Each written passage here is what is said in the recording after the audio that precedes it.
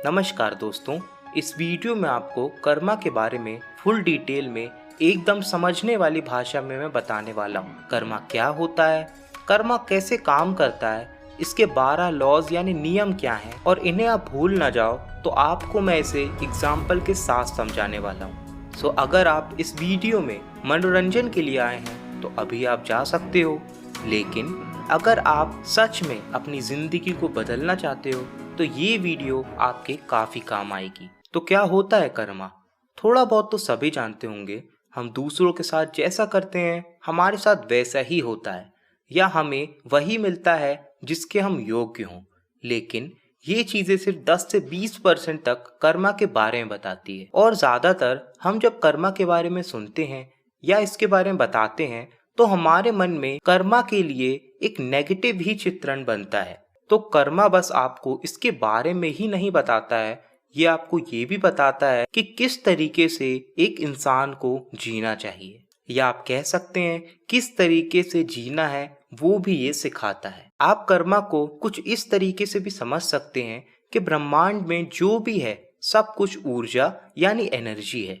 आपके विचार, आपकी भावनाएं भी इसमें शामिल हैं। ये सब भी एक तरह की एनर्जी बनाते हैं। इसे अगर दूसरे शब्दों में कहा जाए तो आप जो भी करते हैं वो एक समान ऊर्जा बनाती है जो किसी ना किसी रूप में आपके पास वापस आती है। अब देखिए, कर्मा को आप तार्किक यानी लॉजिकल वे में समझा नहीं सकते हो, लेकिन आप इसे न्यूटन के थर्ड लॉ से जरूर समझा सकते हो, जो कहता है every action has an equal and opposite reaction.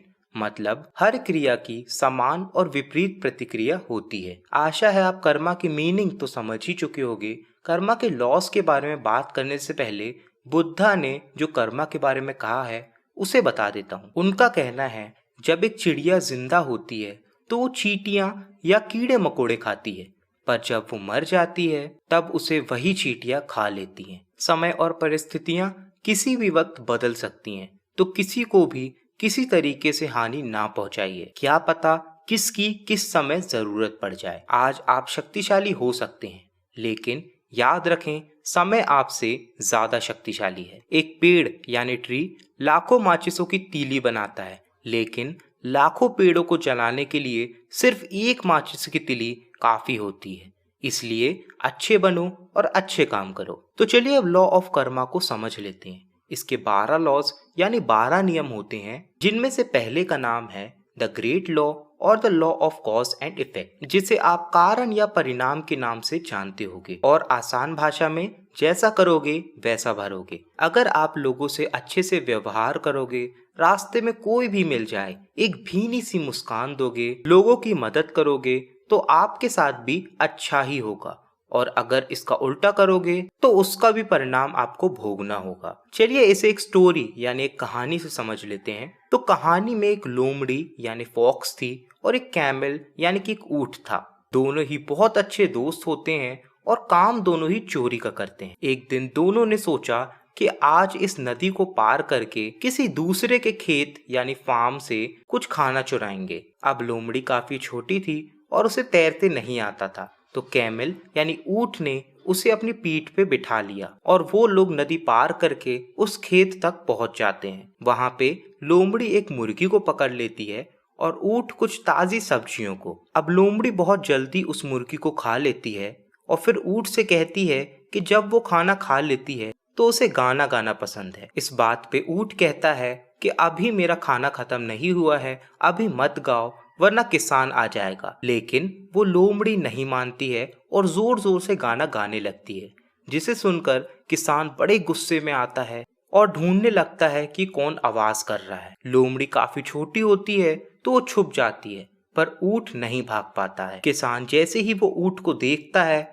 उसकी अच्छे से पिटाई करता है। फिर वो दोनों किसी तरीके से वहां से भाग लेते हैं। रास्ते में ऊंट लोमड़ी को कहता है तुमने ये अच्छा नहीं करा, और लोमड़ी जवाब देती है कि मैं खुद को उस समय नहीं रोक सकी। अब फिर से उन्हें नदी पार करके उस पार जाना था, तो वैसे ही लोमड़ी ऊंट के ऊपर चढ़ जाती है। अब ऊंट आधे रास्ते तक तो लोमड़ी को ले आता है और फिर कहता है जब मैं खाना खा लेता हूँ तो मुझे नहाना बहुत पसंद है। ऐसा सुनकर लोमड़ी उससे कहती है कि अभी डुबकी मत मारना, अगर तुम डुबकी मारोगे तो मैं पानी में चले जाऊंगी और मुझे तैरते नहीं आता है। ऊंट कहता है कि मैं भी अब खुद को नहीं रोक पा रहा हूँ। वो धीरे धीरे नीचे को आता है और ये देखकर लोमड़ी काफी परेशान हो जाती है। वो खूब चिल्लाती है, बचाओ बचाओ, और अभी तक वो लगभग पानी में आ ही चुकी थी। तब ऊंट उससे कहता है कि क्या तुम्हें अपनी भूल का आभास हुआ, और लोमड़ी उससे माफी मांग लेती है। तो इससे आप द ग्रेट लॉ को समझ गए होगे, जैसा करोगे वैसा ही आपके साथ होगा। तो अच्छे काम करो और वो आपको अच्छे ही फल देगा। इसे और डिटेल में मैं दूसरे लॉज में समझाऊंगा। अब आगे बढ़ते हैं नंबर 2 की तरफ। तो नंबर 2 में आता है लॉज ऑफ क्रिएशन। ये एक बहुत ज्यादा महत्वपूर्ण लॉ है। तो लॉ ऑफ क्रिएशन यानी सृष्टि का नियम ये कहता है आपको आपकी लाइफ में जो कुछ चाहिए उसके लिए आपको अपॉर्चुनिटीज यानी अवसर खुद से बनाने होंगे। अब यहाँ पे एक और चीज आपको समझनी होगी, वो है किस्मत। किस्मत और कर्मा में क्या अंतर होता है उसके बारे में बताएं। तो किस्मत आपकी पहले से ही बनी होती है, उसके बारे में भी मैं आगे बताऊंगा। लेकिन एक चीज समझ लीजिए कि किस्मत में जो भी है वो तो आपको मिलेगा ही, आपको अलग से उसके लिए कुछ भी नहीं करना पड़ेगा। लेकिन अगर आपको अपनी क्षमता यानी कैपेबिलिटीज के अनुसार अपनी जिंदगी जीना है तो फिर आपको लॉ ऑफ क्रिएशन को इस्तेमाल करना होगा। आपको खुद से पहचानना होगा कि आपको क्या पसंद है। ज्यादातर आपको इसका आंसर यानी उत्तर पाने में थोड़ा समय लग सकता है और कभी जल्दी भी पता लग सकता है। तो अब आपको उस पे काम करना है। सिर्फ सोचना नहीं है कि वो खुद किसी तरीके से हो जाएगा। जी नहीं, आपको मेहनत और लगन से उस पे काम करना होगा। और जब आप अपनी पूरी ऊर्जा से उस चीज को पाने में लग जाते हैं तो पूरा ब्रह्मांड भी आपको उसे पाने में मदद करता है। तो लॉ ऑफ क्रिएशन कहता है आपको जो भी चाहिए उसके लिए कड़ी मेहनत करो, खुद से उसके लिए अवसर बनाओ और फिर आप उसे हासिल कर पाओगे। चलिए इसे एक एग्जाम्पल यानी उदाहरण से समझ लेते हैं। MS धोनी को तो आप सभी जानते होंगे और आपको पता ही होगा उनकी रेलवे में जॉब लग चुकी थी। और उस जॉब के लिए उन्होंने क्या किया, ज़्यादा कुछ नहीं, क्योंकि वो उनकी किस्मत में थी। पर उन्होंने किस्मत पे नहीं बल्कि अपनी क्षमता पे विश्वास रखा और जॉब को छोड़ दिया और क्रिकेट में ध्यान दिया। और बाकी तो आप जानते ही हो कि वो आज क्या हैं।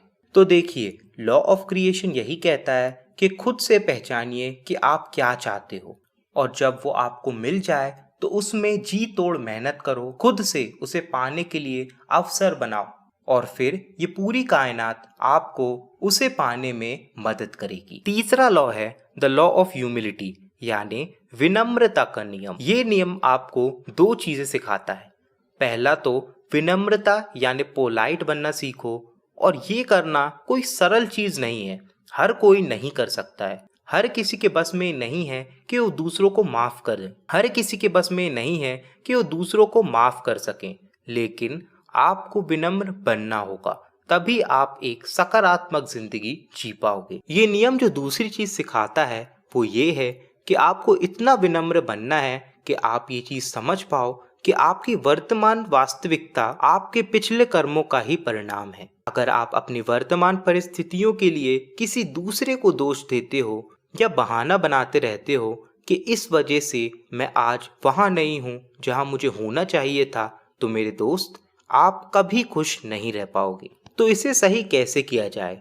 तो सबसे पहले तो खुद को समय देना सीखो। अब इसके लिए मैं अलग से एक वीडियो बनाऊंगा। अभी अगर इसकी समरी यानी संक्षेप में बताऊं तो आप खुद से पूछो कि आप कहाँ पे क्या गलतियां कर रहे हो, क्योंकि इस दुनिया में अगर आपको सबसे ज्यादा कोई अच्छे तरीके से जानता है तो वो आप खुद हो। इस दुनिया में अगर आप किसी को बदल सकते हो तो वो भी आप और सिर्फ आप खुद हो। तो समझो कहाँ पे आप क्या गलतियां कर रहे हो और कैसे उसे सही किया जा सकता है। खुद पे विश्वास रखो और ये सोचो कि आप अभी जीवन में कहाँ हैं, और नम्रता से आप जो भी चाहते हो उसके लिए काम करो, सफलता अवश्य मिलेगी। इसे समझने के लिए एक उदाहरण ले लेते हैं। विराट कोहली के बारे में तो आप सभी जानते होंगे, लेकिन क्या हो अगर मैं कहूँ कि आज वो जहाँ भी हैं वो वहाँ तक नहीं पहुँच पाते अगर उन्होंने लॉ ऑफ ह्यूमिलिटी का इस्तेमाल नहीं किया होता। चलिए और अच्छे से बता देता हूँ। ये बात है 2012 की और विराट तब तक एक जाने माने खिलाड़ी बन चुके थे। लेकिन उनका 2012 का आईपीएल अच्छा नहीं गया और उससे वो काफी ज्यादा निराश हुए। तभी उन्होंने सोचा कि मैं क्या गलतियां कर रहा हूँ, मैं क्या अलग कर सकता हूँ कि जो परिणाम हो वो और अच्छे निकले। और फिर उन्होंने अपनी फिटनेस पे ध्यान दिया और अपनी पूरी जिंदगी को बदल डाला। उसी कारण से आज आप उन्हें मोस्ट फिटेस्ट एथलीट की गिनती में टॉप 2 में देख सकते हो। अब देखिए, क्या उनको ये सलाह किसी और ने दी थी? जी नहीं, उन्होंने खुद से पूछा कि मैं क्या गलतियां कर रहा हूँ, क्या और अच्छा कर सकता हूँ, और तभी उनके आंतरिक मन ने उनको ये सुझाव दिया। पर देखिए, इसके बारे में सोच लेने से कुछ नहीं होगा। ऐसे तो इंडिया में अभी भी बहुत से प्लेयर हैं जो कि इतने फिट नहीं हैं, पर उनका काम चल रहा है और वो इसी में खुश हैं। लेकिन अगर आपको अपनी जिंदगी पूरी क्षमता से जीना है तो फिर आपको लॉ ऑफ ह्यूमिलिटी का इस्तेमाल जरूर करना होगा। लॉ ऑफ ग्रोथ यानी विकास का नियम, इसे आप इस सेंटेंस से समझ सकते हो कि wherever you go there you are, मतलब जहां भी तुम जाओगे वहां तुम हो। और अच्छे से बताऊं तो कोई फर्क नहीं पड़ता आप कहीं पर भी जाएं, आप वैसे ही होते हो, आपकी आदतें वैसी ही होती हैं, आप वही आदतों के पैटर्न के साथ रहते हो, उनको छोड़ नहीं पाते हो, अब चाहे आप कहीं पर भी चले जाओ। तो लॉ ऑफ ग्रोथ कहता है इससे पहले कि आप इस दुनिया से बदलाव की उम्मीद कर सकें, आपको अपने अंदर बदलाव लाना होगा। आपको ये समझना होगा कि आप अपने आसपास की दुनिया को नहीं बदल सकते हो जब तक आप खुद में कोई बदलाव नहीं लाते हो। जैसा कि मैंने पिछले नियम में उदाहरण दिया था विराट कोहली का, 2012 तक सब विराट कोहली को जानते थे, लेकिन सिर्फ एक खिलाड़ी के नाम से। तो क्या उन्होंने इस दुनिया को किसी तरीके से चेंज करने की कोशिश करी? जी नहीं, उन्होंने खुद में बदलाव लाया, खुद की आदतों में बदलाव लाया और इस तरह खुद में बदलाव लाके उन्होंने एक तरीके से पूरी दुनिया के सोचने के तरीके को बदल दिया। उन्होंने इस दुनिया को ये मानने के लिए विवश कर दिया कि अगर किसी खिलाड़ी को अपनी पूरी क्षमता से खेलना है तो उसे अपनी फिटनेस पे पूरा ध्यान देना होगा। तो अगर आपको भी इस दुनिया तक अपनी बातें पहुंचानी है, इस दुनिया को बदलना चाहते हो, तो आपको पहले खुद को बदलना होगा, अपनी आदतों को बदलना होगा, तभी आप सफल हो पाओगे। ये नियम एक और चीज भी बताता है, दुनिया में कुछ ऐसी भी चीज होंगी जिन्हें आप नियंत्रित नहीं कर सकते हो। अब आप चाहे उसके लिए कुछ भी करो, जैसे कि विराट को कहा जाए कि आप फास्ट बॉलिंग करो या चहल को कहा जाए कि आप ओपनिंग करो, तो ये कुछ चीजें हैं जिन्हें आप नियंत्रित नहीं कर सकते हो। तो इनके बारे में सोचकर दुखी होने से ज्यादा अच्छा है कि उन चीजों पे काम किया जाए जिनमें आप अच्छे हो या जिन्हें आप बदल सकते हो, ना कि ये सोचो कि दूसरों को या अपने आसपास की चीजों को कैसे नियंत्रित करा जाए।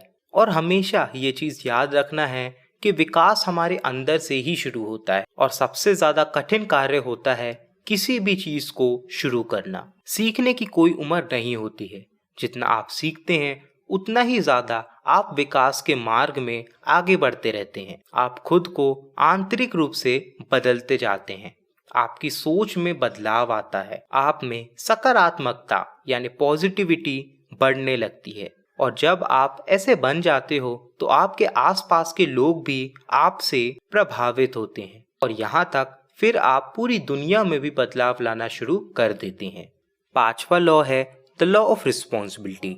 द लॉ ऑफ रिस्पॉन्सिबिलिटी यानी जिम्मेदारी का नियम। ये नियम कहता है कि आप आज जहां पर भी हैं, जिस स्थिति या कंडीशन या सिचुएशन में हैं, उसके जिम्मेदार आप खुद हैं। अब इस नियम को बहुत लोग नकार देते हैं। उनका कहना है कि हमने जब आज तक कुछ बुरा नहीं किया है, कोई भी गलत काम नहीं किया है, पूरी मेहनत और लगन से हर काम किया है, फिर भी हम सफल क्यों नहीं हैं? तो इसके जिम्मेदार हम कैसे हैं? तो इसका आंसर मैं आगे के नियमों में दूंगा, तो उसे सुनने के लिए अभी से तैयार हो जाओ। पर अभी ये चीज ध्यान में रखो कि आपने आज तक जितने भी अनुभव किए हैं, अच्छे या बुरे, उसके जिम्मेदार सिर्फ आप हो। यहाँ तक कि आपसे दूसरे किस तरीके से व्यवहार करते हैं, उसके भी जिम्मेदार आप खुद हो। चलिए इसे एक उदाहरण से समझ लेते हैं। आप सभी ने सूर्यवंशी मूवी तो देखी ही होगी। उसमें ठाकुर भानु प्रताप के 3 लड़के होते हैं। सबका अच्छा खासा नाम, शोहरत और इज्जत होती है, सिवाय छोटे लड़के को छोड़ के, जिसका रोल खुद अमिताभ बच्चन कर रहे थे। नाम उनका होता है हीरा। अब ऐसा क्यों? सारे ही भाई थे, लेकिन एक समान इज्जत सबकी क्यों नहीं थी? अब इसका उत्तर बिल्कुल स्पष्ट है, क्योंकि छोटा वाला किसी भी काम में अच्छा नहीं था, न पढ़ाई लिखाई में, न किसी और चीज में। तो इतने बड़े आदमी के बेटे होने के बावजूद भी नौकरों की जिंदगी जी रहा था। इससे आपको ये तो समझ आ ही गया होगा कि आपकी दूसरे लोग कितनी इज्जत करते हैं, किस तरीके से व्यवहार करते हैं, इसके जिम्मेदार भी आप खुद हो। तो अगर आप इस परिस्थिति में हो तो क्या करना चाहिए?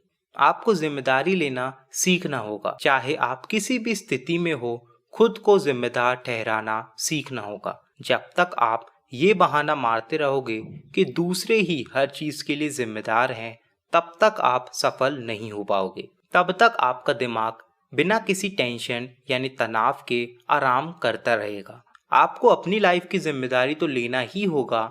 और अगर आप किसी टीम की कैप्टन हो या बॉस हो, तो अगर आपकी टीम अच्छा परफॉर्म नहीं करती है तो भी आपको मानना होगा कि कहीं ना कहीं आपसे ही कोई गलती हुई है, क्योंकि जब आपकी टीम जीतती है तो आपको ही इसका श्रेय मिलता है। तो हार में भी जिम्मेदारी आपकी ही होगी। ये चीज आप MS धोनी से भी सीख सकते हो। पर अगर सिर्फ आपकी जिंदगी की बात करें तो ये भी आप सूर्यवंशी से सीख सकते हो। जब हीरा शादी कर लेता है, तब वो ये सोचने में मजबूर हो जाता है कि मैं कहाँ पे क्या गलत कर रहा हूँ, या फिर क्या गलतियाँ मैं करते आया हूँ। मानो कि उसकी पूरी जिंदगी बदल जाती है और फिर वो अपनी जिम्मेदारियों को अपने कंधे में लेकर मेहनत शुरू करता है।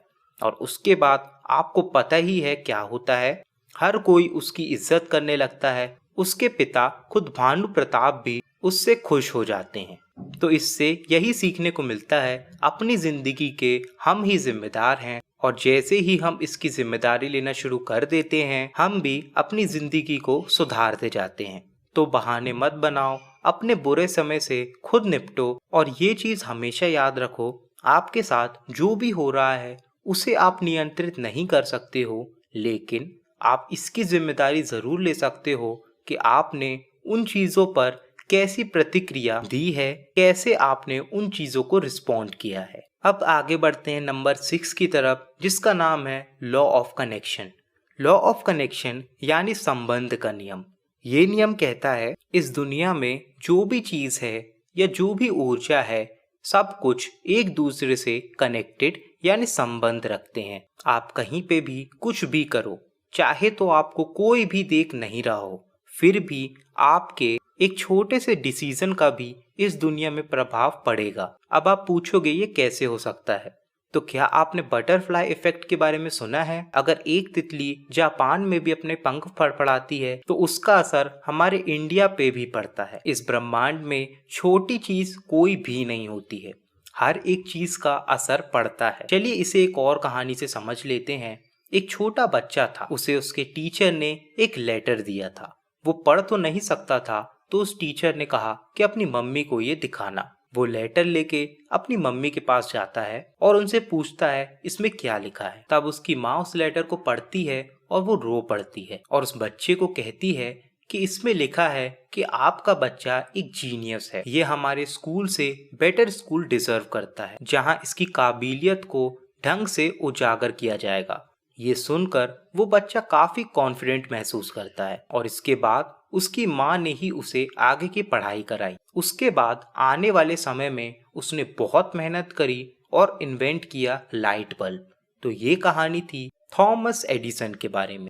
पर कहानी में ट्विस्ट तब आता है जब एडिसन एक बहुत बड़े साइंटिस्ट बन चुके होते हैं और एक दिन वो अपने घर में पुरानी चीजों को देख रहे थे, और ऐसा ही करते हुए उन्हें वो लेटर मिलता है जो उनकी टीचर ने उनकी माँ को देने के लिए दिया था। और जब वो पढ़ते हैं वो शॉक्ड हो जाते हैं, उनके भी आंखों से आंसू आने लगते हैं। उस लेटर में लिखा था कि आपका बेटा दिमागी रूप से स्वस्थ नहीं है और हम इसे और स्कूल में नहीं रख सकते। ये सुनकर थॉमस एडिसन को अपनी माँ की याद आती है, कैसे उन्होंने एक मेंटली अनस्टेबल इंसान को एक जीनियस ऑफ द सेंचुरी बना दिया। कैसे उन्होंने एक बुरी चीज को अच्छा बता के एक अच्छी चीज बना दिया। तो ये है law of connection. Law of connection कहता है आपका पास्ट, प्रेजेंट और फ्यूचर सब कुछ कनेक्टेड है। यानी आप जो भी अपने भूतकाल में करते हो उसका अंजाम आपको अपने वर्तमान और भविष्य में भुगतना पड़ेगा। अब ऐसे लोग बहुत हैं जो इसका गलत मतलब निकालते हैं। कुछ लोग इस चीज को बहुत ही गलत समझ लेते हैं। उनका सोचना होता है कि अगर आप अपनी जिंदगी के 20 से 30 साल बुरा ही काम कर रहे हो तो आगे भी यही करते रहना चाहिए, क्योंकि 7 लोगों को मारो या 70 लोगों को सजा एक बराबर मिलेगी। तो यहाँ मैं उनसे यही कहना चाहता हूँ कि जी नहीं, जिस सजा की आप बात कर रहे हो वो इंसान ने अपनी क्षमता के अनुसार बनाई है, पर कर्मा ने या लॉ ऑफ कनेक्शन ने आपके लिए कुछ और ही सोच के रखा है। चलिए इसे और अच्छे से समझ लेते हैं। आपने मुन्ना भाई MBBS तो देखी ही होगी। उसमें जिम्मी शेरगिल जहीर का रोल करते हैं और उस मूवी में दिखाया जाता है कि उन्हें स्टमक कैंसर होता है। जहीर का कहना होता है कि आज तक कोई भी बुरा काम उन्होंने नहीं किया है, बल्कि उनके दोस्त सब करते हैं, फिर भी वो लोग खुश हैं और मुझे स्टमक कैंसर हो गया है। और रियल लाइफ में भी बहुत सारे ऐसे लोग होते हैं जो सिर्फ अपनी किस्मत को लेके ही रोते रहते हैं कि हमारे साथ ऐसा क्यों हो रहा है। तो मेरे दोस्तों, इसे लॉ ऑफ कनेक्शन से समझा जा सकता है। इसके बहुत ज़्यादा चांसेस हैं कि उन लोगों ने पिछले जन्म में इतना बुरा काम किया होगा कि उन्हें एक और जन्म लग गया उनके पापों को खत्म करने में। तो यहाँ लॉ ऑफ कनेक्शन कहता है कि आपने जो भी काम किया है अपने पास्ट में, उसका फल आपको अपने प्रेजेंट और फ्यूचर में जरूर भोगना पड़ेगा। इसलिए मैं यही कहना चाहूँगा कि बुरे काम जितने जल्दी हो सके उसे छोड़ दो, उसकी जितनी भी पीड़ा हो या दुख हो उसे झेल लो और फिर अपनी लाइफ अच्छे से जियो। 7वां लॉ है द लॉ ऑफ फोकस, यानी ध्यान का नियम। ये कहता है कि हमारा दिमाग कुछ इस तरीके से बना है कि हम सिर्फ एक चीज में ध्यान लगा पाते हैं। ये नियम भी यही कहता है कि एक समय में हमें सिर्फ एक काम पर ही अपना पूरा ध्यान, अपनी पूरी ऊर्जा को लगाना चाहिए, तभी वो काम अच्छे से होता है। लेकिन आज का कुछ ऐसा समय है कि हम ना चाहते हुए भी एक से अधिक काम करने पड़ते हैं। तो अगर आप भी इस परिस्थिति में फंसे हो तो मैं आपको यही सलाह दूंगा कि आपको अपने दिमाग को इसके लिए तैयार करना पड़ेगा। हर एक काम को एक निर्धारित समय में करना पड़ेगा। कुछ इस तरीके से आप हर चीज को संभाल पाओगे। पर ये बात हमेशा याद रखना, आप ऐसा करके बाकी जरूरतमंद चीजों पे ध्यान नहीं दे पाओगे। आपका दिमाग और आपका शरीर हमेशा थोड़ा थका महसूस करेगा और आप जितनी भी चीजें कर रहे हो किसी में भी कभी भी पूरी तरीके से निपुण नहीं हो पाओगे। अंततः आपको किसी एक कार्य को चुनना होगा, तभी आप वो ऊंचाइयां पा सकोगे जो आप हासिल करना चाहते हो। तो ये नियम आपको ये तो सिखाता ही है कि एक चीज में ही आपको ध्यान लगाना चाहिए, पर ये भी बताता है कि आपको किन चीजों में अपना ध्यान लगाना चाहिए। इस नियम के अनुसार आपको अपना फोकस सिर्फ हायर वैल्यूज यानी उच्च मूल्य में रखना चाहिए, जो कि है सबको प्यार करना और शांति से रहना। अगर आप इसमें अपना फोकस रखते हो तो जो लोअर वैल्यूज हैं जैसे घृणा, गुस्सा, इससे आप दूर रहोगे। आप इसे कुछ इस तरीके से समझ सकते हैं कि मान लीजिए आपका एक कॉम्पिटिटर है, यानी प्रतियोगी है। वो आपसे हर चीज में अच्छा है और आप चाहते हो आप उससे अच्छे बनो और इसके लिए आप अपनी पूरी मेहनत करना चाहते हो। पर यहाँ पे सिर्फ एक सवाल आता है कि आपका फोकस यानी आपका ध्यान केंद्र किस चीज में है, आपके कॉम्पिटिटर को हराने में या अपना बेस्ट देने में। अगर आपका फोकस है अपने कॉम्पिटिटर को हराने में तो बिल्कुल इस पे काम कीजिए और एक दिन आप उसमें सफल जरूर होंगे। लेकिन जैसे ही आप उसे हरा देते हैं फिर आपके पास और कोई मोटिवेशन नहीं रहेगी और ज्यादा आगे बढ़ने के लिए। वहीं अगर आप अपने बेस्ट देने के बारे में सोचेंगे तो आप उसे कब हरा देंगे आपको इसका पता भी नहीं चलेगा, क्योंकि यहाँ आपका एक ही फोकस है कि आपको अपना बेस्ट देना है। और ऐसा करते हुए अगर आप हार भी जाते हो तो भी आप इस बात से खुश रहोगे कि आपने अपनी पूरी कोशिश करी और यही जरूरी होता है। पर अगर वही बात करें जब आपका फोकस किसी को हराने में होता है और मान लीजिए आपको ये बात पता होती है कि आप उसे सही तरीके से नहीं हरा पाओगे, तो आप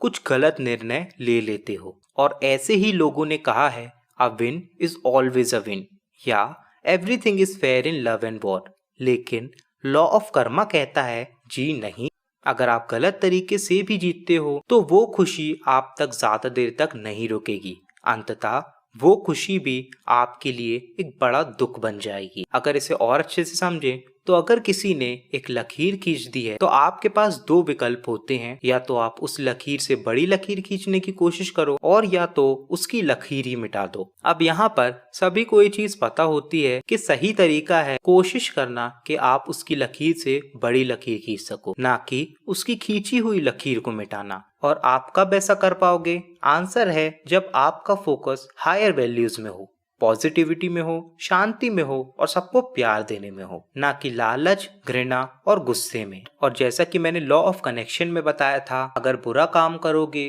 तो उसका फल आपको भोगना ही पड़ेगा। अब इस जन्म में भोगो या अगले जन्म में, लेकिन भोगना ही पड़ेगा। तो लॉ ऑफ फोकस से हम ये सीख सकते हैं कि हमारा फोकस सिर्फ एक चीज में होना चाहिए, तभी हमें सही तरीके से उन्नति के रास्ते में चलते हुए सफलता मिल सकती है। और हमें हमेशा हायर वैल्यूज पे फोकस करना चाहिए, जिससे हम बुरी चीजों से बचे रहें। 8वां नियम है the law of giving and hospitality. इसे आप सीधा समझ सकते हो कि जैसा आप दूसरों के साथ करोगे वैसा ही आपके साथ भी होगा। जो बोया है वही काटोगे, सम्मान दोगे तो सम्मान पाओगे। अगर आप ऐसा सोच रहे हैं कि किसी से गलत तरीके से व्यवहार करोगे और वो आपसे अच्छे से बात करेगा, तो बिल्कुल ऐसा हो सकता है अगर उसे आपसे कोई काम हो, पर अंदर ही अंदर वो भी आपसे नफरत करता है। इस नियम के अनुसार आपको अपनी जिंदगी में जो भी चाहिए है वो चीज आपको देना आना चाहिए। अगर आप सम्मान चाहते हो या तो आप चाहते हो कि आपकी हर कोई इज्जत करे, तो आपको भी सबको सम्मान और इज्जत देना आना चाहिए। अगर आपको पैसा चाहिए तो आपके पास जितना भी है उसका कुछ हिस्सा आपको देना भी आना चाहिए। ये नियम यही कहता है कि जो भी आप किसी और को दोगे, चाहे अच्छा हो या बुरा, वो घूम फिर के आपके पास जरूर आएगा और आपको उसके लिए तैयार रहना चाहिए। आपकी एक मुस्कान या कुछ छोटा सा ही अच्छा काम लोगों का दिन बना सकती है। जैसे कि मेरा ही एक फेवरेट यूट्यूबर है, उन्होंने मेरे कमेंट को जब लाइक किया तो मुझे बहुत खुशी हुई थी। अब वो खुशी किसी न किसी तरीके से उनके पास भी पहुंच जाएगी। चलिए इसे एक स्टोरी से समझ लेते हैं। एक बच्चा रहता है, वो कुछ सामान बेचता रहता है और ऐसे ही करते करते वो एक घर में पहुंचता है। वहां पर जो महिला होती है वो बहुत दयालु होती है। उन्होंने जब उस बच्चे को देखा कि कैसे वो कड़ी धूप में इतनी मेहनत कर रहा है, इतने मेहनत का काम कर रहा है, तो उन्हें उस बच्चे पे दया आ जाती है। वो उस बच्चे को घर में बुलाती है, बिठालती है और उससे पूछती है कि तुम्हें कुछ चाहिए है। तब वो उस महिला को कहता है, हाँ, अगर आधी गिलास पानी मिल जाएगा तो बहुत अच्छा होगा। लेकिन वो महिला पानी के साथ साथ एक गिलास दूध भी लाती है, ये सोचकर कि उस बच्चे को भूख भी लगी होगी। अब ऐसे ही काफी समय हो जाता है और वो महिला अब बहुत बूढ़ी हो जाती है। उनका हॉस्पिटल में किसी चीज का इलाज चल रहा होता है और इलाज अब लगभग पूरा हो जाता है, लेकिन वो इस चीज से दुखी होती है कि बिल कितना होगा और क्या वो उसे भर पाएगी या नहीं। अब आगे दिखाया जाता है कि नर्स बिल लेके आती है और उसमें लिखा होता है बिल पेड और नीचे लिखा होता है एक गिलास दूध। वो महिला अपने आंसू रोक नहीं पाती है।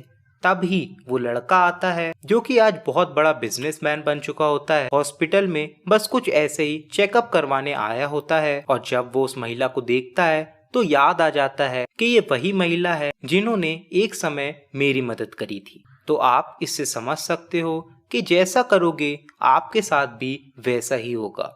कर भला तो हो भला। अब ये कहानी तो आपने कहीं ना कहीं सुनी ही होगी, लेकिन एक चीज में आपका शायद ही फोकस गया होगा कि एक गिलास दूध जिसकी कीमत करीबन 20 रुपए होगी और उनका बिल जो मान लीजिए करीबन 1 लाख का होगा। तो यहाँ सोचने वाली बात यह है कि उन्हें अपने छोटे से अच्छे काम का फल बहुत बड़ा मिला है, जिससे आप ये समझ सकते हो कि जो भी आप अभी कर रहे हो उसका फल आपको विद इंटरेस्ट आगे मिलेगा। अब आप बुरा काम करो या अच्छा काम, तो बिल्कुल अच्छे काम करो और आपके साथ भी अच्छा ही होगा। 9वां नियम है the law of here and now. Law of here and now यानी यहाँ और अभी का नियम। ये नियम कहता है आपको अपने वर्तमान काल यानी प्रेजेंट को खुल के जीना चाहिए। आपको सिर्फ वर्तमान के बारे में ही सोचना चाहिए। अगर आप अपने पास्ट के एक्सपीरियंस को, यादों को या जो लोग अब आपकी लाइफ में शामिल नहीं हैं उनके बारे में ही सोचते रहोगे तो कभी अपने प्रेजेंट को अच्छे से जी नहीं पाओगे और आने वाले कल को भी बर्बाद कर लोगे। और अगर आप अपने आने वाले कल की ही चिंता करते रहोगे तो भी आप आज को अच्छे से जी नहीं पाओगे। वो कहते हैं ना, जब मैं छोटा था तो मेरे पास घड़ी नहीं थी पर मेरे पास समय काफी था, और आज जब मैं बड़ा हो गया हूँ तो मेरे पास घड़ी तो है पर समय नहीं है। तो law of here and now कहता है कि आप खुद को याद दिलाइए कि आपके पास जो भी है वो आपका वर्तमान काल है यानी प्रेजेंट है, तो आप पूरी तरीके से आज में रहें और इसे अच्छे से एंजॉय करें। अब इसका अक्सर लोग गलत मतलब निकाल लेते हैं। अब मान लो आप एक स्टूडेंट हो, 12th के एग्जाम आपके सर पर हो और आप पबजी में लगे हो, और आपका बहाना क्या है कि law of here and now कहता है कि आप आज में रहो और आज को एंजॉय करो। तो मेरे दोस्त, इतना भी एंजॉय नहीं करना है, आपने इस नियम का बहुत ही गलत मतलब निकाला है। ऐसी स्थिति में law of here and now कहता है कि आपको लॉ ऑफ फोकस का इस्तेमाल करना है। आपको अपनी पूरी कोशिश करना है कि आप अपने एग्जाम की तैयारी के लिए अपना बेस्ट दे रहे हो, लेकिन आपको कोई भी चिंता नहीं करनी है। अपनी तैयारी में किसी भी तरीके का शक नहीं करना है, जैसे क्या मैं पास हो पाऊंगा, क्या हो अगर जो मैंने पढ़ा है वो नहीं आया। इस तरीके की उलझने अपने मन में नहीं लानी है। आपको प्रेजेंट में रहना है, क्योंकि फ्यूचर के बारे में सोचकर आप सिर्फ अपना बुरा ही कर रहे हैं, अपने आत्मविश्वास को कम कर रहे हैं। आप आने वाले कल को नियंत्रित नहीं कर सकते हो। आप नहीं जान सकते कि जो पेपर बना रहा है उसके दिमाग में क्या चल रहा है, तो इस बारे में सोचने का कोई अर्थ नहीं निकलता है। जो आप कंट्रोल कर सकते हो वो है आपकी सोच और आपकी मेहनत। तो आज की सोचो, अपना फोकस आज में रखो, अपनी बेस्ट तैयारी करो और कल की चिंता मत करो। ऐसा करके आपका पेपर अच्छा जाए या ना जाए, पर आपने जितना भी पढ़ा है वो आप नहीं भूलोगे। आपके मन में कोई भी गलत ख्याल नहीं आएगा, आप डिप्रेशन में नहीं जाओगे, और ये जीत से कम नहीं है। तो इससे आपको ये सीखने को मिलता है कि अब आपके पास जितना भी समय है उतना ही अपना बेस्ट देने में करो और बाकी भगवान पे छोड़ दो। और आपको एग्जाम से रिलेटेड एक प्रो टिप दे देता हूँ, कोई भी क्वेश्चन आए उसे आपको छोड़ना नहीं है। अब आप उसमें कुछ भी लिखो, बस आपको पेपर भरना है, पर ज्यादा अच्छा होगा कि थोड़ा सा रिलेटेड हो, और जो वहाँ टीचर बैठा है वो सिर्फ आपको मार्क्स देने के लिए ही बैठा है। किसी भी टीचर को ये चीज अच्छी नहीं लगती है कि वो किसी को फेल करे। बाकी हाँ, आप अपनी तरफ से पूरी कोशिश करो। तो आप इस एग्जाम्पल से ये चीज तो समझ ही गए होंगे कि आपको अपने फ्यूचर की चिंता नहीं करनी है। आपको अपने आज में फोकस करना है, आज की मेहनत में फोकस करना है, और एक दिन ये मेहनत जरूर रंग लाएगी। लेकिन फ्यूचर की चिंता से भी ज्यादा भयानक या खौफनाक होता है अगर आप अपने पास्ट की यादों में खोए हो। अब ये यादें कुछ भी हो सकती है। ऐसा भी हो सकता है कि जो आपने अपने स्कूल लाइफ जिया हो, जैसे दोस्त बनाए हों, वो आपको कॉलेज में देखने को नहीं मिले, या आपके साथ आपका कोई प्रिय इंसान नहीं हो, या और कुछ भी हो जो आपको मजबूर कर रहा हो कि आप अपने प्रेजेंट पे फोकस नहीं कर पाए। तो अब आपको कुछ भी करना है, पर इन फीलिंग्स को, इमोशंस को अपने दिल से बाहर निकालना है, तभी आप जिंदगी को अच्छे से जी पाओगे और जो आपको हासिल करना है उस पे फोकस कर पाओगे। चलिए अब ये भी बता देता हूँ कि कैसे पास्ट की यादों से छुटकारा पाया जा सकता है। मेरे पास 3 तरीके हैं। पहला है, जो भी चीज की आपके पास यादें हैं उनकी बुराई ढूंढो। खुद को आपको ये महसूस करवाना है कि उनके बिना ही आपकी लाइफ ज्यादा अच्छी है। अब ये थोड़ा कठिन है पर काम हो जाएगा। खैर, दूसरे तरीके की बात करें तो वो है, खुद को आपको इतना बिजी कर लेना है कि आपके पास समय ही ना हो उन चीजों के बारे में सोचने के लिए। और तीसरा, जो सबसे ज्यादा कठिन तरीका है, वो है फेस द रियलिटी, यानी वास्तविकता का सामना करो। इसे करने के लिए आपको सिर्फ और सिर्फ उनके बारे में ही सोचना है। जी भर के रो लो या उन इमोशंस को बाहर आने दो और खुद पे हावी होने दो। और ये आपको तब तक कर लेना है जब तक आपका दिल और दिमाग उन इमोशन से पूरी तरीके से बाहर ना निकल जाए, जब तक वो फीलिंग्स सिर्फ और सिर्फ एक नॉर्मल फीलिंग बन के ना रह जाए, जब तक उस बारे में आपके दिमाग में अगर ख्याल आ गया है तो उसका प्रभाव आपके पूरे दिन में ना पड़े। तो आपको इन दोनों चीजों को यानी पास्ट की यादें और फ्यूचर की चिंता को कंट्रोल करना आना चाहिए। तभी आप अपने प्रेजेंट पे फोकस कर पाओगे और सफल हो पाओगे। 10वां नियम है the law of change. The law of change यानी परिवर्तन का नियम। ये नियम कहता है कि ब्रह्मांड यानी यूनिवर्स हमको वो ही चीज देता है जिसकी हमें जरूरत हो, ताकि हम एक अच्छा भविष्य बना सकें। इतिहास यानी हिस्ट्री अपने आप को लगातार दोहराते रहती है जब तक हम उससे कुछ सीख नहीं लेते। आपने ये तो सुना ही होगा, दृष्टि बदलेगी तभी सृष्टि बदलेगी। मतलब जब तक आपके देखने का, सोचने का, समझने का नजरिया एक सा ही है तब तक आपको कुछ और परिणाम नहीं मिलेगा। परिवर्तन का नियम कहता है कि अगर आप कोई गलती कर रहे हो और उस पे ध्यान ना देते हुए बिना कुछ सोचे समझे आगे बढ़ने की कोशिश करते हो तो आप कभी भी सफल नहीं हो पाएंगे। इसीलिए ब्रह्मांड आपको जीवन में वो गलती या परेशानी बार बार भेजता रहेगा जब तक आप उससे कुछ सीख नहीं लेते। और जैसे ही आप कुछ समय निकाल के उस गलती के बारे में सोचते हो, उसे ना दोहराने के लिए जो अपने जीवन में परिवर्तन लाना है वो लाते हो, तो ये ब्रह्मांड अपनी कोशिश में सफल हो जाता है और आप अपनी सफलता की तरफ एक कदम और आगे बढ़ाते हो। चलिए इसे एक एग्जाम्पल से समझ लेते हैं। एक लड़का था, 12th में वो अभी पढ़ रहा था। उसे तारीख याद रखना अच्छा नहीं लगता था या वो करना ही नहीं चाहता था। उसका मानना था ये चीजें तो वैसे भी कहीं ना कहीं से पता चल ही जाती हैं। एक दिन आया जब स्कूल में उसके क्लास टेस्ट था। उसे ये बात पता थी कि इस हफ्ते एक टेस्ट है, बट जब टीचर बता रही थी कि किस दिन है, उसने उस बात पर ध्यान नहीं दिया। और जो दोस्त उसे हर चीज के बारे में बताता रहता था, उसकी भी उस दिन तबीयत खराब थी तो वो नहीं आया था। और जो दोस्त उसे हर चीज के बारे में पहले से ही बता देता था, उसकी भी 2 दिन से तबीयत खराब थी तो स्कूल नहीं आया था। टेस्ट तो उसका अच्छा जाता है क्योंकि वो पढ़ाई में काफी अच्छा था, लेकिन उसकी जितनी अच्छी काबिलियत थी उतना अच्छा परिणाम उसको नहीं मिला। अब चाहता तो वो इससे सीख ले सकता था और आगे की जितनी भी तारीखें थी, जिस चीज की भी, उसे याद रख सकता था, लेकिन उसने इस पर ध्यान नहीं दिया।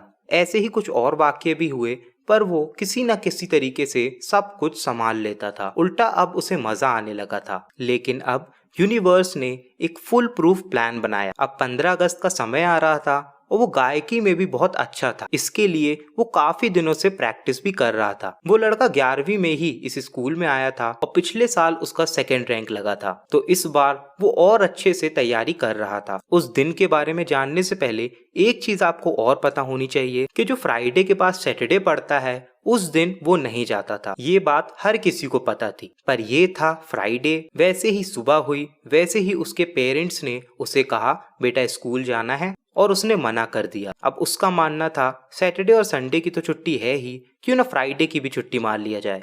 और उसके पेरेंट्स ने भी उसे किसी तरीके से जोर जबरदस्ती नहीं की, क्योंकि वो पढ़ाई में अच्छा था और घर में भी अगर है तो पढ़ाई ही करेगा। अब वो कुछ देर बाद उठता है और पढ़ाई में लग जाता है। इस समय वो अपने पास मोबाइल रखता है और पढ़ाई में लग जाता है, लेकिन 2-3 बार कंपनीज के कॉल आने की वजह से वो मोबाइल को स्विच ऑफ कर देता है। कुछ समय बाद जब स्कूल की छुट्टी हो जाती थी तो वो ट्यूशन जाता था, और वो ट्यूशन उसके स्कूल के पास में ही था। अब वो ट्यूशन जाता है और वहाँ उसके दोस्त मिलते हैं। वो उस पर काफी गुस्सा थे और तब उसे पता चलता है कि आज ही सिंगिंग कंपटीशन था। एक्चुअली उनके स्कूल में होता क्या था, 15 अगस्त के दिन सिर्फ और सिर्फ विनर्स गाना गाते थे। उससे पहले ही जो ऑडिशन होना होता है वो कुछ दिन पहले ही हो जाता है, और ये बात सबको पता थी कि फ्राइडे को ही वो ऑडिशन होना है, सिवाय उस लड़के के। उसने सबको काफी समझाने की कोशिश करी कि उसे कोई भी आइडिया नहीं था कि आज ही ऑडिशन होना है, पर किसी ने नहीं माना।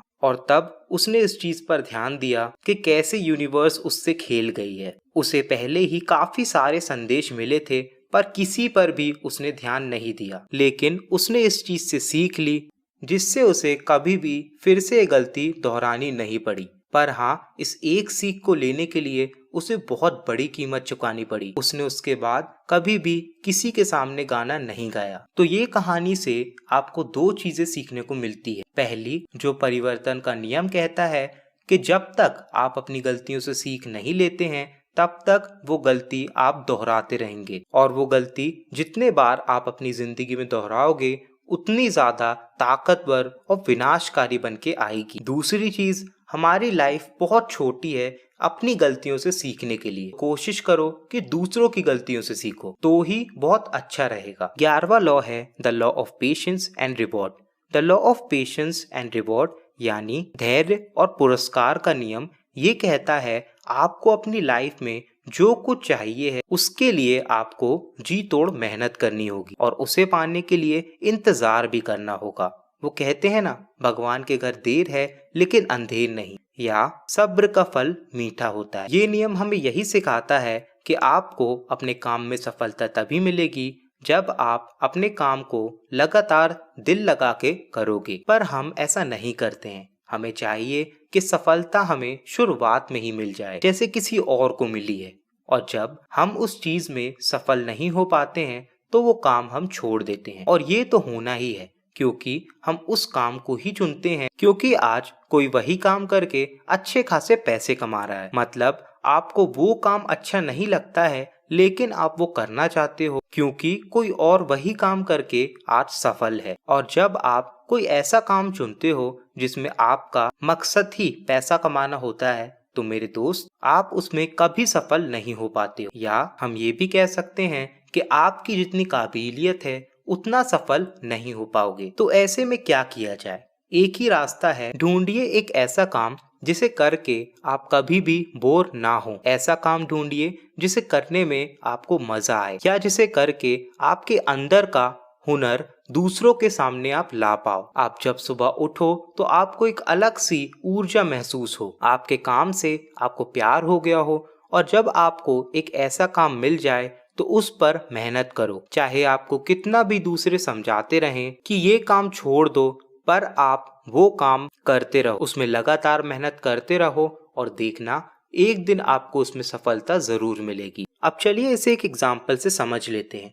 जेके रोलिंग को तो आप जानते ही होंगे, जिन्होंने हैरी पॉटर की कहानी लिखी थी, जिसके ऊपर बाद में मूवीज बनी। उन्हें बचपन से ही लिखने का काफी शौक था, पर इसके कारण उन्हें बहुत सारी मुसीबतों का सामना करना पड़ा। ऐसा भी समय आया जब उन्हें पैसों की काफी तंगी हो गई थी, पर उन्होंने कभी भी हार नहीं मानी। वो सुबह जॉब में जाती और रात को अपनी बुक्स लिखती। उन्होंने कैसे न कैसे करके हैरी पॉटर की कहानी लिखी, पर अब कोई भी पब्लिशर उनकी कहानी को पब्लिश करने के लिए तैयार नहीं हुआ। सबका यही मानना था कि ये कहानी कभी नहीं चलेगी, पर उन्होंने कभी हार नहीं मानी और वो ट्राई करती रही। करीबन 3 साल तक उस कहानी को पब्लिश करने के लिए किसी भी पब्लिशर ने हामी नहीं भरी। उसके बाद एक पब्लिशर ने हामी भरी दी, पर उसका भी यही मानना था कि इससे ज्यादा उम्मीद मत रखना। लेकिन इससे उल्टा ही हुआ, वो बुक काफी ज्यादा बिकी, और कुछ इसी तरीके से जेके रोलिंग 2004 में बुक लिखने वाली पहली अरबपति बनी। इस कहानी से हमें यही सीखने को मिलता है कि ढूंढिए आप किस चीज में अच्छे हो, और जब वो चीज आपको मिल जाए तो उस पर मेहनत करो। चाहे पूरी दुनिया आपको रोकते रहे, लेकिन आपको खुद पर विश्वास रखना है। ये दुनिया आपका हर तरीके से परीक्षा लेगी कि आप सच में सफल होना चाहते हो कि नहीं, सच में सफल होने के योग्य हो कि नहीं। और जिस दिन आप ये सारी मुसीबतों को झेल कर आगे बढ़ोगे, तब ही सफलता आपको मिलेगी। लेकिन ये भी एक कहने की ही बात है, हर किसी को पता नहीं होता है कि वो किस चीज में अच्छा है, उनको क्या करना चाहिए, वो किस चीज में सफल होंगे। तो इसके बारे में भी ये नियम हमें बताता है। ये नियम कहता है कि आपको हर चीज में अपना ट्राई मारना है। जी हाँ, ये सुनने में काफी अटपटा लग रहा है, पर यही एक उपाय है। जब आप ऐसा करोगे तो 2 चीजें होंगी, या तो आप उसमें सिलेक्ट हो जाओगे, और अगर ऐसा होता है तो तो उसमें काम करो, अपना बेस्ट दो। पर अगर आपको अंदर से ऐसा महसूस नहीं हो रहा है कि आप इसी के लिए बने हो, तो फिर उसे छोड़ दो। अब मैं ऐसा क्यों कह रहा हूँ? क्योंकि आपने ये तो सुना ही होगा कि कहीं पहुंचने के लिए कहीं से निकलना पड़ता है, और अगर आप किसी तरीके से उसमें सिलेक्ट नहीं होते हो तो फिर ये तो और अच्छी चीज है। आपको ये ब्रह्मांड यही चीज बता रहा है कि आप इस चीज के लिए नहीं बने हो, तो आपको किसी और चीज में ट्राई करना है। और एक दिन ऐसा करते करते आपको एक ऐसी चीज भी मिल सकती है जिसमें आप कम काम करो, फिर भी दूसरों से ज्यादा अच्छा आपको उसमें परिणाम मिले। तो फिर यहाँ तो यूनिवर्स का सीधा आपको यही संदेश है कि आप सिर्फ और सिर्फ इस चीज के लिए ही बने हो। या ऐसा भी हो सकता है कि आप किसी चीज में फेल हो जाओ, फिर भी आपको एक अंदर से आवाज आए कि आपको एक और ट्राई मारना है, या फिर आपको इसी चीज में मेहनत करनी है। तब और सिर्फ तभी आपको उस चीज में जी तोड़ मेहनत करनी है। आपको फिर कोई भी कुछ भी कहे, आपको उनकी बात नहीं मानना है और अपनी सफलता का इंतजार करना है। और अगर आप ऐसा करते रहते हो तो आपको सफलता जरूर मिलेगी। इसका अगर मैं एग्जाम्पल दूं तो वो है अमिताभ बच्चन। उन्होंने अपना कॉलेज करके नौकरी पाने की बहुत कोशिश करी, पर उन्हें नहीं मिली। उन्होंने काफी कम पैसों में बहुत सी जगहों में काम करा। उन्होंने रेडियो में भी जॉब के लिए आवेदन दिया, पर वहां उनकी आवाज को मोटी और भद्दी कहकर निकाल दिया गया। फिर उन्होंने कुछ फिल्मों में ट्राई किया, पर वहां भी उन्हें सफलता ऐसी नहीं मिली। लेकिन उन्होंने ये चीज ठान ली थी कि उन्हें फिल्मों में ही आगे काम करना है, और इसी तरीके से वो काम करते रहे और करीबन 13 फिल्मों के बाद उन्हें असल में कामयाबी मिली। तो मैं यहाँ यही कहना चाहूंगा कि आपको अपने दिल की सुनना है और अपनी मेहनत पे पूरा भरोसा दिखाना है। आप जब अपने धैर्य से किसी काम में काम करते रहोगे तो आपको एक दिन इस पेशेंस का रिवॉर्ड जरूर मिलेगा। 12वां नियम है the law of significance and inspiration. The law of significance and inspiration यानी महत्व और प्रेरणा का नियम। ये नियम सीधा कहता है कि आप इस दुनिया में हो क्योंकि आप यहाँ रहने के योग्य हो। आप इस दुनिया में आए हो क्योंकि आपके जीवन का कोई विशेष उद्देश्य है जो सिर्फ आप ही कर सकते हो। आपके हर एक योगदान यानी कंट्रीब्यूशन पूरी दुनिया को प्रभावित करता है। चाहे आपका योगदान छोटा हो या बड़ा, इससे कोई फर्क नहीं पड़ता है। आपका उठाया गया हर एक कदम इस पूरी दुनिया के लिए अति आवश्यक है। आपकी की गई छोटी से छोटी मदद किसी की पूरी जिंदगी बदल सकती है। आपका छोटे से छोटा फैसला भी पूरी दुनिया में परिवर्तन ला सकता है। इसका एग्जाम्पल तो मैं पहले भी दे चुका हूँ, जैसे कि वो महिला थी जिसने उस बच्चे को दूध दिया था। एक छोटी सी दयालुता दिखाने पे जब वो बच्चा एक बड़ा आदमी बन जाता है, फिर भी वो उसे याद रखता है। थॉमस एडिसन की माँ ने अगर उस दिन उस लेटर में जो लिखा था वो अगर बता दिया होता तो थॉमस एडिसन इतना कॉन्फिडेंट महसूस नहीं करते, वो इतनी मेहनत नहीं करते, और शायद ही आज बल्ब का इन्वेंशन होता। और सचिन तेंदुलकर का तो नाम आप सबने ही सुना होगा, लेकिन बहुत कम लोग ये चीज जानते हैं कि एक समय में सचिन तेंदुलकर एक फास्ट बॉलर बनना चाहते थे, और इसके लिए वो 1987 में MRF पेस फाउंडेशन में सिलेक्शन के लिए भी गए थे, और वहां उन्होंने थोड़ी बहुत बैटिंग भी की। और उसे देखकर डेनिस लिली, जो कि एक ऑस्ट्रेलिया के महान फास्ट बॉलर हैं, उन्होंने सचिन तेंदुलकर को सलाह दी कि आप फास्ट बॉलिंग में नहीं बल्कि अपनी बैटिंग पे ध्यान दें। बाकी तो आप सभी जानते हो कि सचिन तेंदुलकर ने कैसे अपनी बैटिंग से इतिहास रचा। इससे आप ये तो समझ ही गए होंगे कि कैसे किसी की एक सलाह किसी की पूरी दुनिया बदल सकती है। आप शायद ये सोचते हो कि आपकी कोई वैल्यू नहीं है या आपका कोई महत्व नहीं है, लेकिन अगर इस दुनिया के नजरिए से देखो तो आप महत्वपूर्ण हो। आप महत्वपूर्ण हो, इसीलिए आप अभी इस दुनिया में हो। अपने आप की इम्पोर्टेंस को समझो। भले ही आप दूसरों की लाइफ में सिर्फ एक साइड रोल कर रहे हो, पर आप अपनी जिंदगी में एक लौते हीरो हो। और अगर इस बात को आपका मन नहीं मान रहा है तो वो काम करो जिसे करने के बाद आप अपना महत्व समझ पाओ। तो ये थे वो 12 कर्मा के नियम, जिसे अगर आप अपनी जिंदगी में पूरी तरीके से इस्तेमाल करते हो तो आपकी जो भी ख्वाहिश है सब कुछ पूरा जरूर होगा। और अगर नहीं भी होता है तो ये नियम हमें सिखाता है कि आप उस चीज के लिए बने ही नहीं हो, तो उसे ढूंढो जिसके लिए आप बने हो और उस पर काम करो। चलिए एक और बार सारे नियम को समराइज कर लेते हैं। पहला है द ग्रेट लॉ, और ये कहता है आप जैसा काम करोगे वैसा ही फल पाओगे, तो अच्छे काम करो और अच्छे बनो। दूसरा नियम है द लॉ ऑफ क्रिएशन, ये कहता है आपको हर चीज थाली में परोस के नहीं दी जाएगी, आपको सिर्फ अपनी किस्मत के भरोसे नहीं रहना है। आपको जो भी चाहिए है उसके लिए अपॉर्चुनिटीज खुद ही क्रिएट करो और उस पे काम करो। तीसरा लॉ है द लॉ ऑफ ह्यूमिलिटी, ये कहता है आपको विनम्र बनना होगा, आपको इतना विनम्र बनना होगा कि आप दूसरों को माफ कर सको और ये समझ सको कि आप जिस भी हालात में हो